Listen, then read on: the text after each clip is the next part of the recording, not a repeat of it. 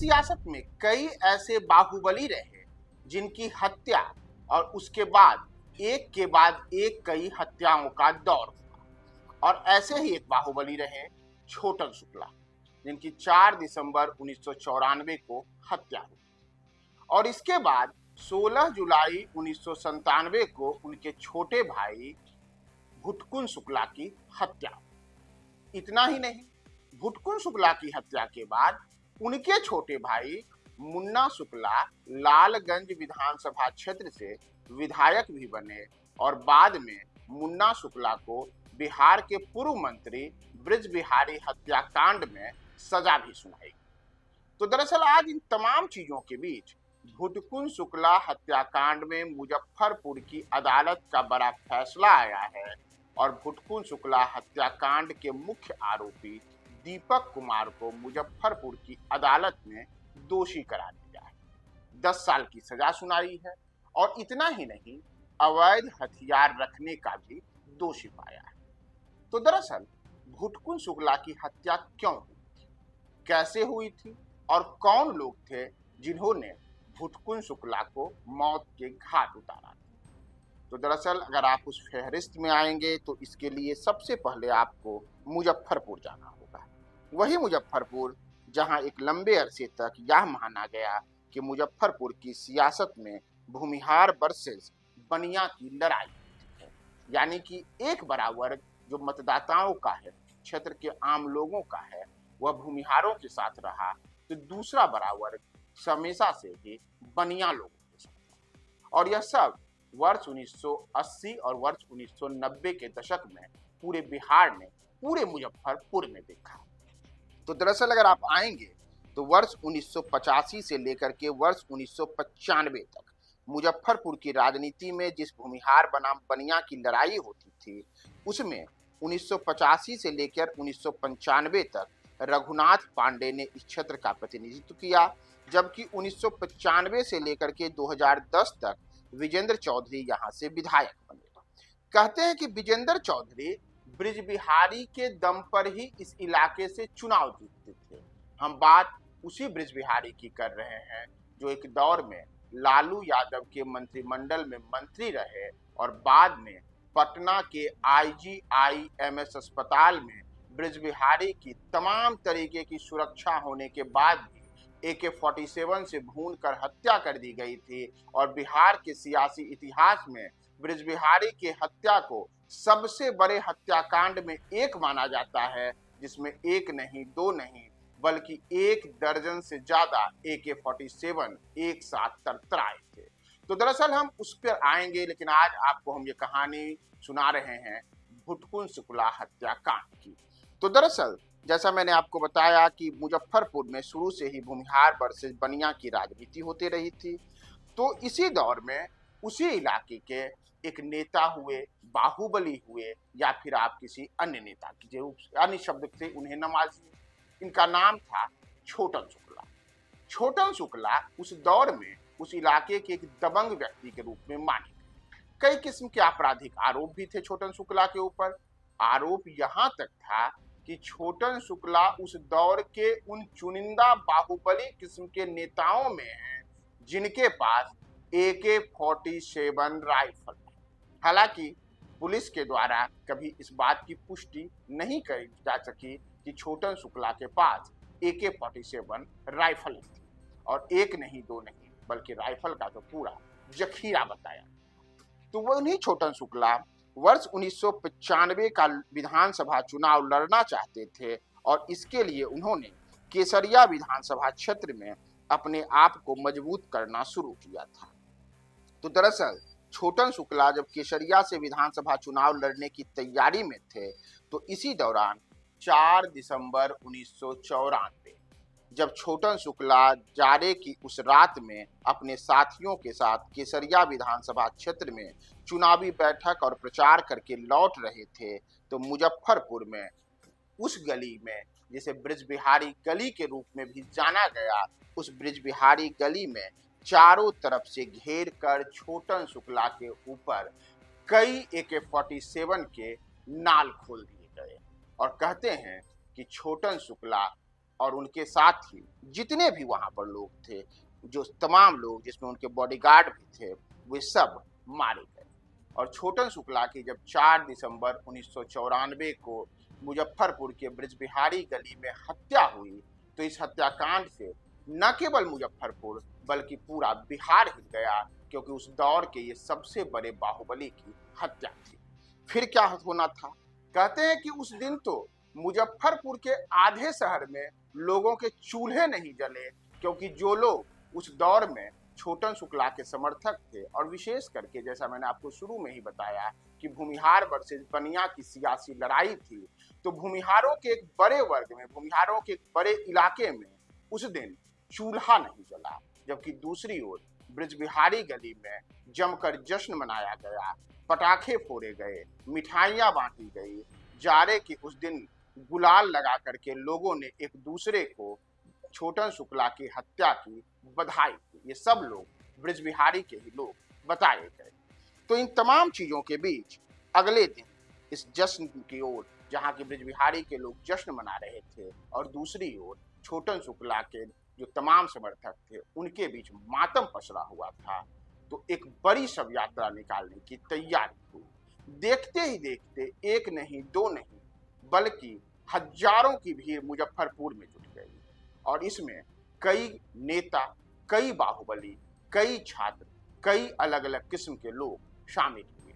और तमाम लोग 5 दिसंबर 1994 को छोटन शुक्ला की हत्या के बाद उनकी शव यात्रा के साथ निकल गए। कहते हैं कि वह ऐतिहासिक शव यात्रा थी। मुजफ्फरपुर में उससे बड़ी कोई शव यात्रा नहीं निकली, लेकिन इस शव यात्रा में वह हुआ जिसकी किसी ने कल्पना नहीं की थी।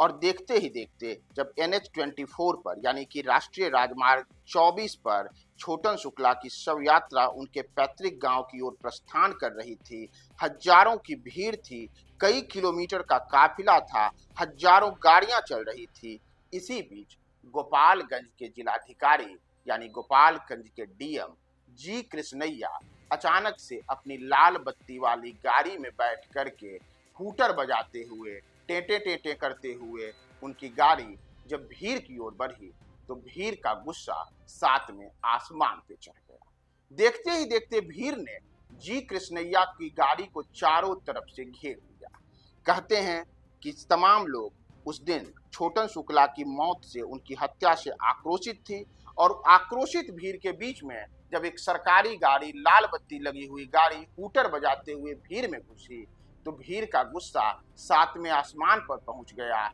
और भीड़ ने एक किस्म से जी कृष्णैया, जो गोपालगंज के तत्कालीन DM थे, उनके मॉब लिंचिंग कर दी, और जी कृष्णैया की वहीं मौत हो गई, उनकी हत्या कर दी गई। बिहार में यह सबसे बड़ी हत्या थी, क्योंकि किसी DM की हत्या होना अपने आप में सबसे बड़ी हत्या माना जाता है, और बिहार में यह कम से कम एक पहली ऐसी हत्या थी जिसमें किसी DM की मॉब लिंचिंग से हत्या कर दी गई। तो एक और जहां बिहार के सबसे बड़े बाहुबलियों में एक छोटन शुक्ला की हत्या हुई, तो दूसरी ओर भीड़ ने जी कृष्णैया की हत्या कर दी, और इस हत्याकांड की किसी ने सब कल्पना भी नहीं की थी कि बिहार में इस किस्म से एक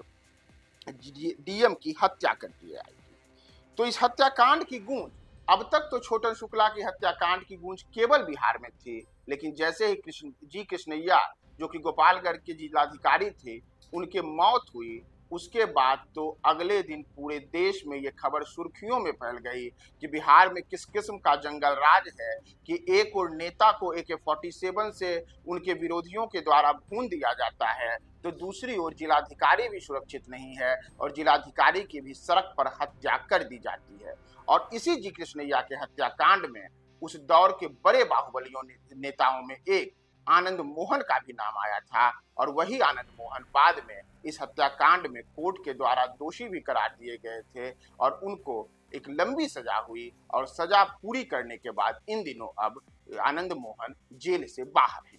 तो दरअसल जब ये पूरी के पूरे हत्याकांड के बाद अगले चरण की ओर हम आते हैं, तो जैसे ही छोटन शुक्ला की हत्या हुई, तो उनके भाई भुटकुन शुक्ला ने तय किया कि मैं अपने भाई की मौत का बदला लूंगा।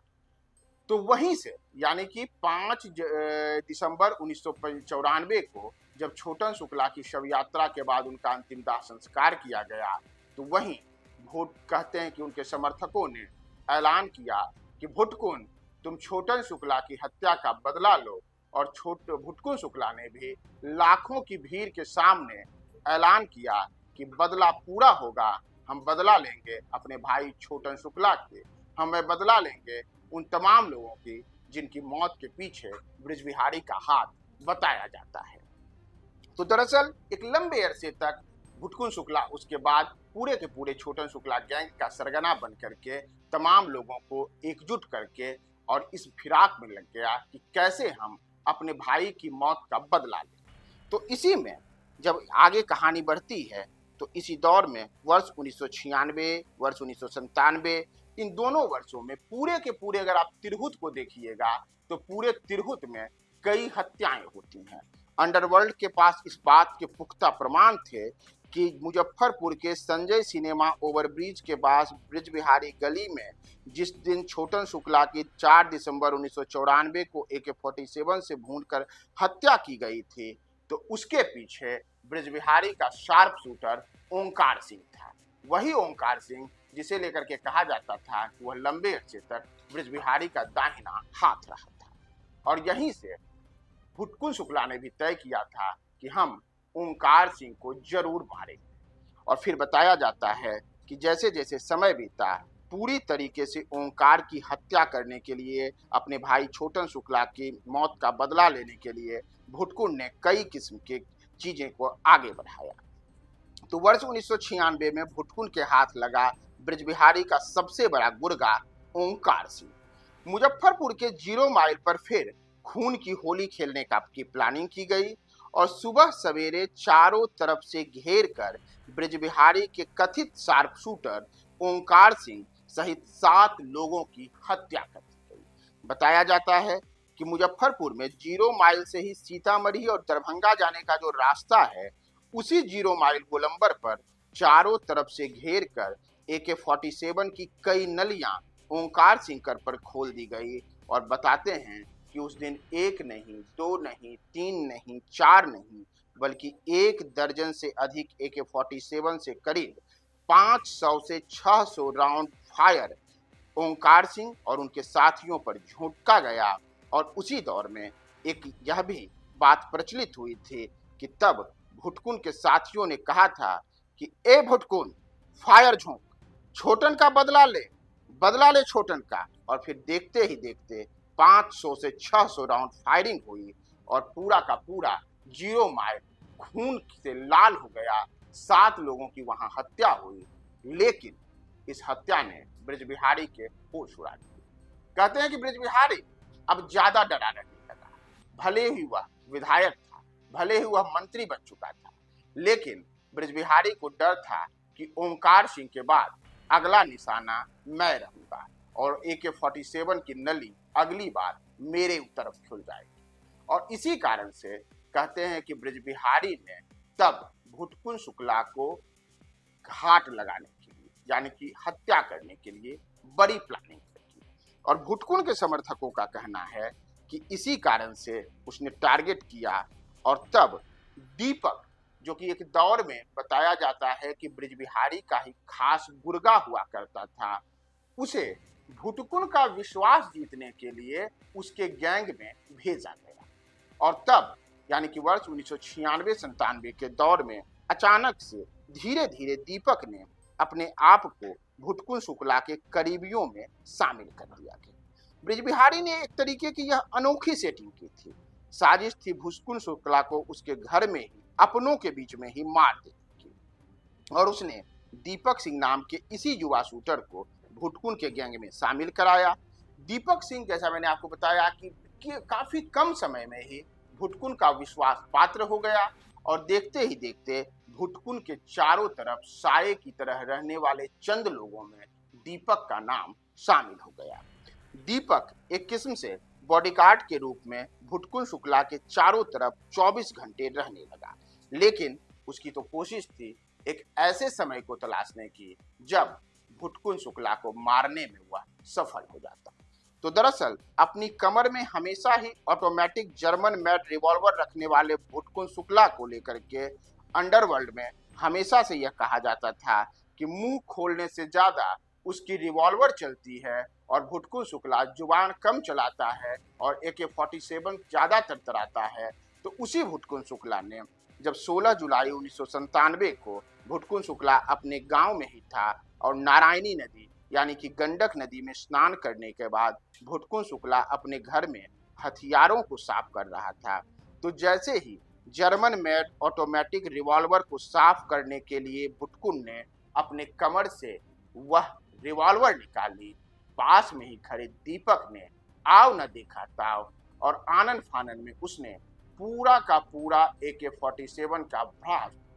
भुटकुन शुक्ला पर झोंक दिया और भुटकुन शुक्ला जिसके नाम से पूरा अंडरवर्ल्ड कांपता था, चंद सेकंड में ही लाश के रूप ढेर हो चुका था और भुटकुन शुक्ला वहीं पे उनकी मौत हो चुकी थी।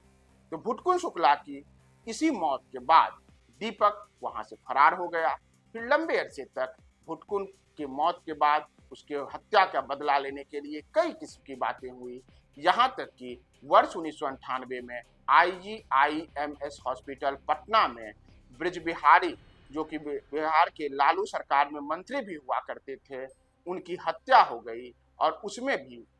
भुटकुन शुक्ला के छोटे भाई मुन्ना शुक्ला का नाम आया, साथ ही साथ कई अन्य लोगों के नाम आए। तो ये भुटकुन शुक्ला जिनकी जुलाई 1997 में हत्या हुई थी, उसी हत्याकांड में अब उसके मुख्य आरोपी दीपक को आज मुजफ्फरपुर के